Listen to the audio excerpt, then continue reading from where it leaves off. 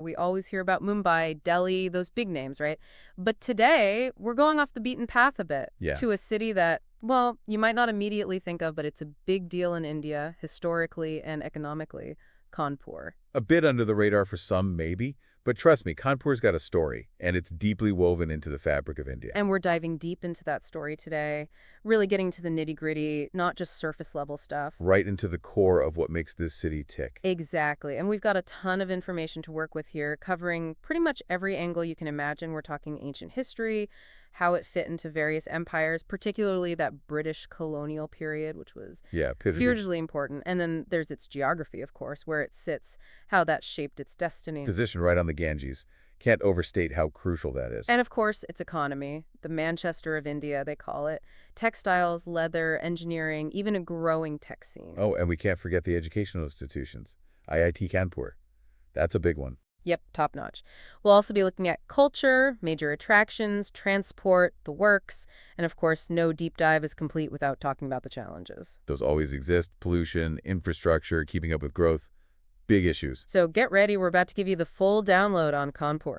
It's going to be a fascinating ride through history, industry, culture, and the realities of a modern Indian city. All right, let's start by rolling back the clock, way back. To the very beginnings. Kanpur, or as it was known then, Kanpur, linked to Lord Krishna, so there's that spiritual element right from the get-go. Kind of unexpected for a city we mainly associate with industry, right? Yeah, you don't always make that connection, but it speaks to a certain early significance, a place that drew people in for religious reasons. I wonder if that even indirectly played a role in its development later on.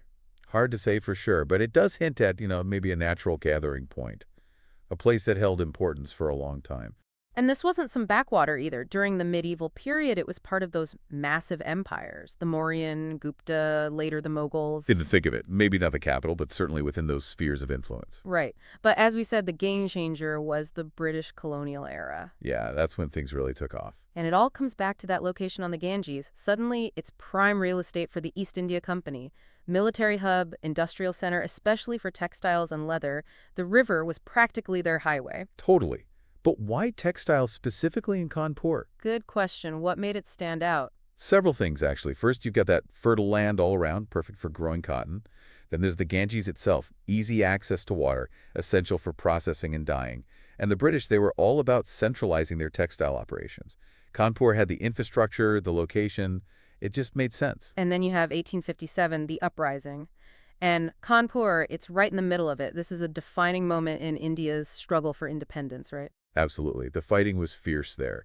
And that Kanpur massacre in June, it's a dark chapter, but so significant, it really solidified Kanpur's place in that fight for freedom. Definitely. So let's get oriented. Where exactly are we talking about on the map? So Kanpur is in north-central India, within the state of Uttar Pradesh, and as we said, right on the Ganges, that right bank. To give us a sense of scale, how big is it? It's about 600 square kilometers, so roughly 230 square miles, about 80 kilometers southwest of Lucknow, the state capital, and then 450 kilometers southeast of Delhi. So pretty well connected to those major centers. Oh, absolutely. Part of that northern India network. Important for commerce, travel, everything. And we got to talk about the economy. We've mentioned that nickname, the Manchester of India. That's all about the textile industry, especially back in the day. But does that still hold up? It's more of a historical reference point, recognizing that textile boom under the British, how that propelled India's industrialization. Makes sense. But it's not just textiles anymore. No, things have diversified, though textiles are still a part of the picture, just not on that same massive scale. But there is something that's still a big deal, leather. Oh yeah, that's huge. A major center for production and export. High quality stuff, too. Shoes, bags, garments. In that Jajmar area, it's all about the tanneries, right? Exactly, and they've been doing it for a long time, very successfully. What's the secret sauce there? What's kept them going so strong? Well, the raw materials are readily available, for one thing, all that agriculture around. And then you've got generations of skilled craftsmen, the know-how passed down. Plus, there's a consistent demand, both in India and internationally. People want that good quality leather. And beyond textiles and leather, there's a whole other industrial side to Kanpur, right? Absolutely. Engineering, manufacturing, those are big. Machinery, chemicals, food processing, the whole 9 yards. I'm curious, what kind of machinery specifically has Kanpur been known for? Historically, a lot of it was tied to those core industries, so equipment for textile mills, for the tanneries, but they've expanded since then.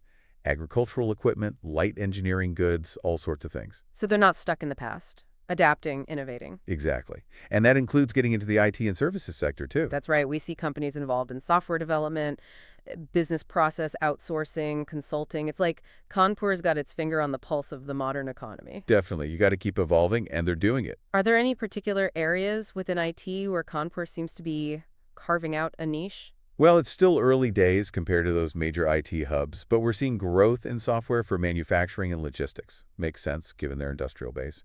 And there's a push for e-governance solutions, digital services focused on those local and regional markets. It's fascinating that even with all this industry, you still have those fertile farmlands around, producing sugarcane, wheat, rice, all kinds of vegetables. It's a reminder that everything's connected, different parts of the economy feeding into each other. Now let's switch gears. Education and research. Kanpur is a major player here, especially with IIT Kanpur. That's got to be one of the top engineering schools in India, right? Oh, it's up there. World-renowned, in fact. Consistently ranked among the best globally. Well, one example of something that really puts it on the map internationally.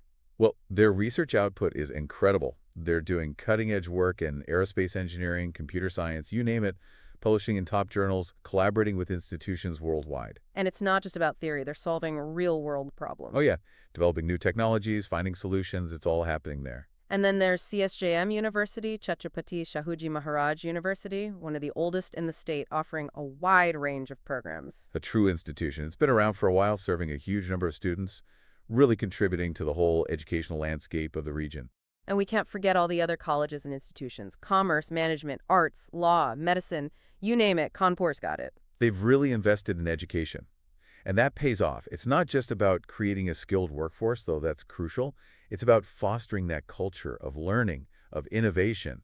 It benefits everyone. Let's talk culture. Kanpur's got a rich heritage, but it's also a modern city. So what's the vibe? It's a blend, really. You've got that traditional North Indian culture, strong and vibrant. All the major festivals, Diwali, Holi, Eid, they're celebrated with huge enthusiasm. Processions, music, dance, the whole community comes together. Sounds lively. And the food scene, what's on the menu in Kanpur? Lots of delicious North Indian flavors. Tundi kebabs, cheap, kachori, petha, that sweet treat, Mughlai, Awadhi influences, all those rich culinary traditions. I know a lot of those dishes are found throughout North India, but is there anything specifically unique to Kanpur? Well, each place adds its own touch. The Tundi kebabs here have a particular flavor profile. And the street food, especially the chai, it's got that local flair. You won't find it exactly the same way anywhere else. And what about arts and entertainment? Is it all Bollywood and malls, or is there still space for the traditional stuff? It's a mix, as you'd expect in a city this size. You got your modern entertainment, but the traditional art forms are still alive and well.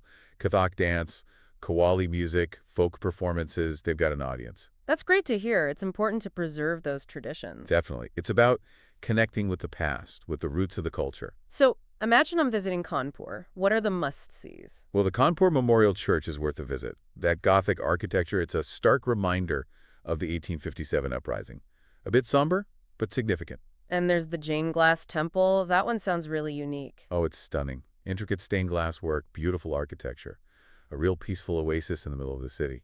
Then there's Bithor, just outside Kanpur. I read about its historical and mythological connections, tied to the Ramayana, but also part of the 1857 story. Yeah, it's a fascinating place. Ancient legends and more recent history all mixed together. And for something a bit more modern, there's the Kanpur Zoo. Always a family favorite. And of course, there are the shopping malls, which are popping up everywhere. But you've also got those traditional local markets, Nanarao Park, Fulbag, they're still popular. So something for everyone. Definitely. History buffs, religious pilgrims, families, shoppers, take your pick. Now let's talk about getting around. Kanpur is a major hub. How are the transport links? Well connected. The Kanpur Central Railway Station, it's one of the busiest in all of India. You can get pretty much anywhere from there. And the roads? Well developed. Several national highways passing right through. So yeah, road travel's good, and that keeps commerce flowing too. I read about Kakari Airport. Domestic flights, right? That's right. Good for regional travel, but for international, most folks head to Lucknow or Delhi. And within the city itself? Buses, auto rickshaws, the usual suspects. But they're working on a metro system. That'll be a game changer. Oh yeah, modernizing the whole transport system. All right, now for the elephant in the room.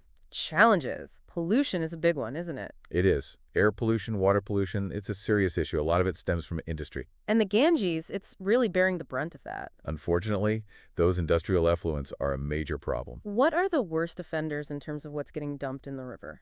It's mostly untreated or partially treated wastewater.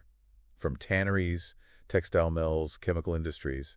Heavy metals, dyes, toxic stuff, it's all ending up in the Ganges. That's a tough one to tackle. It is, but it has to be addressed. And then there's infrastructure, roads, waste management, water supply, always a struggle to keep up with growth. It's a common problem in rapidly growing cities, but you got to invest in those basics. Otherwise, it all falls apart. Exactly. And then, of course, you have the challenges that come with urbanization itself. More people, more strain on everything.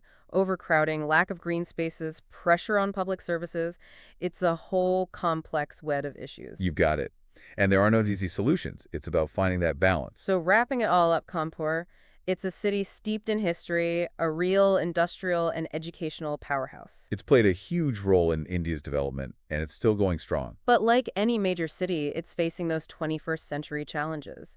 Pollution, sustainability, how to manage that growth. It's a constant evolution, figuring out how to move forward while protecting the environment, the quality of life for the people. Well, you've heard it here. That's Kanpur in a nutshell. Hopefully this deep dive's given you a better understanding of what makes it tick. It's a fascinating city, that's for sure. Full of contrasts, challenges, but also a lot of potential. And it really gets you thinking, doesn't it, about how industry and environment coexist, how a city's past shapes its present. It's a story that's still being written.